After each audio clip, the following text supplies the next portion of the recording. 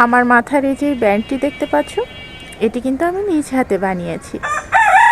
আমার একটি পেজের একটি ব্যান্ড খুব পছন্দ হয়েছিল। তো আমি যখন দাম জিজ্ঞেস করলাম, উনি আমাকে বলল যে ব্যান্ডটির দাম 350 টাকা, আর ডেলিভারি চার্জটা দিয়ে আমার এখানে আনতে বেশ কস্টলি হয়ে যাবে, 400-500 টাকা আমার জন্য আর কি কস্টলি।